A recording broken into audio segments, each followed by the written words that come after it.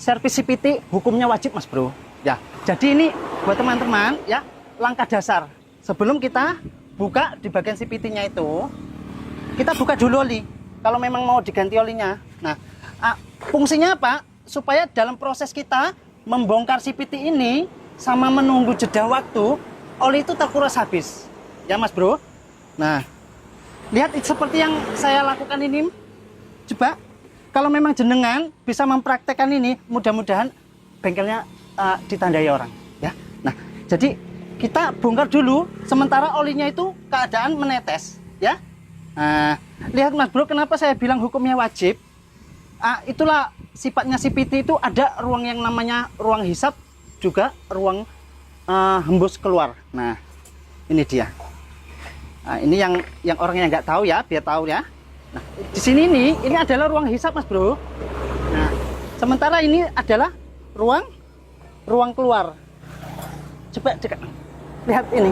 Nah, lihat kalau sepeda motor jenengan ya, kalau dicek sudah lama tidak diservis, lihat ini Mas Bro. Ini bahkan sampai tersumbat. Ya. Bahkan sampai tersumbat. Salah satu contoh ini sepeda motor ini ya. Ini Vario 160. Nah, coba lihat. Banyak sekali. Ini. Jadi nanti saya akan jelaskan apa konsekuensinya kalau kita ulur-ulur ataupun tidak diservis sama sekali. Nanti saya kasih jelas yang maknanya, tapi di video akhir ya. Tonton videonya sampai habis coba. Nah, lihat Mas Bro, ini salah satu contoh. Nah, ini apa coba dekat nang? Nah, lihat ini. Ini adalah serbuk debu. Nah, saya jelaskan. Ini debu apa Mas Bro? Ini adalah debu hasil gesekan kampas ganda. Nah, juga komponen yang lain. Jadi konsekuensinya kalau tidak kita servis secara berkala atau servis pada waktu ini, contohnya kita jangan ngikutin seperti ganti oli, bukan berarti ganti oli terus servis, itu bukan. Setidaknya ibaratkan sirkulasi sekitar 5 bulan atau 3 bulan. Nah, jadi konsekuensinya kalau tidak kita servis secara berkala, ini nanti itu bisa kemana-mana ya. Ibaratkan kalau kita gosok parang itu ya, kita di situ kan makin habis toh. Nah, begitu juga benda ini, kalau dia itu bergesek terus, bersentuhan dengan besi tersebut, ya semuanya itu jadi kena Mas Bro. Nah, jadi setelah gini masuk, kita buka ya filter udara seperti ini nih. Ini contohnya ya. Filter udara ini itu Mas Bro, kamu cuci. Nah, ini saya mohon izin ya. Ini pemilik motornya nih. Ini kasih tahu, minta izin nih Pak ya. Ini bikin konten. Nah, yang jelas intinya maksud dan tujuan saya ini berkonten gini, biar motor jenengan awet. Ya. Ini kita cuci. Sama nunggu oli netes, CVT sudah dibongkar, ini dicuci. Kalau bisa menggunakan air. Karena apa? Karena kalau benda yang seperti ini nih, contohnya yang di bagian filter udara ini, itu kalau menggunakan bensin itu tidak luntur Mas Bro. Nah, contohnya seperti ini ya. Ini saya praktekkan dulu sebagai perumpamaan. Coba dekat. Tuh. Ini saya janji sama pemilik motor, ini ya, ini saya minta izin untuk saya buat konten, ini saya servis full lah. Saya servis full. Nah, saya sebenarnya kurang enak juga ini. Keadaan ada konsumen itu konsumen tuh. Nah, biar pilar dulu. Nah, itu mandor.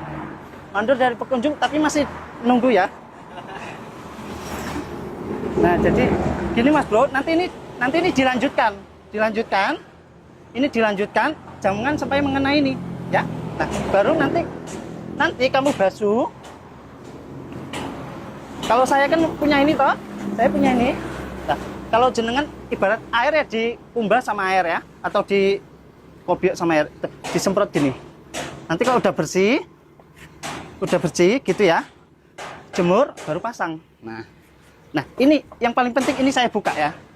Ini bagian CVT Mas Bro.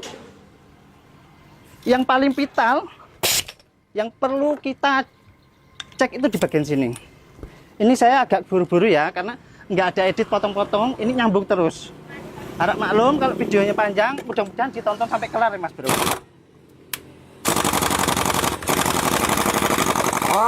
Nah, ini saya kasih tahu. Lah ada kelihatan kan?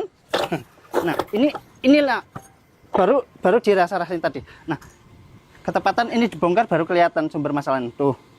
Nah, jadi seperti ini dia konsekuensinya Mas Bro. Kalau kita tidak servis CVT secara rutin, nah coba lihat nah dekat. Tekan ini kena gesek kan? Nah, ini intinya ini sudah minta ganti ya. Nanti saya kompromikan sama bos pemilik motornya, ini sudah minta ganti. Nah, PR yang paling penting Mas Bro, kan sering terjadi derdek toh? Nah, derdek kalau di RPM 60 greng greng greng greng greng greng greng. Nah, terus dengung kalau dengung itu ya bagian ini, bagian transmisi. Tapi kalau yang greng greng greng, nah itu yang paling penting. Kenapa kita harus rutin? Di saat kita itu menyervis ya, ini tidak saya praktekkan karena belum saya bersihkan. Tapi kasih petunjuk lah dulu ya, supaya paham. Nah, ini harus dibersihkan Mas Bro, atau dikasih grease. Coba dekat Mas sini.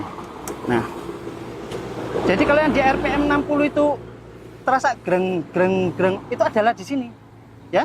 Nah, itulah pentingnya kalau ini dikasih grease. Dikasih grease itu gunanya supaya dia terpelumasi. Nah, ya. Jadi apalagi yang perlu dibahas? Yang jelas intinya kalau cara kerja seperti ini, kalau jenengan itu buka bengkel ya, ini adalah trik langkah dasar. Artinya kita menanganinya itu kita sesuaikan dengan kualitas produk motornya. Ini tahun tinggi toh, sudah jelas. Motor kalau tahun tinggi, nah, itu pemiliknya itu pengen dilus-lus, ya kan? Nah ini pengen dilus-lus. Artinya kita itu harus penanganan yang serius.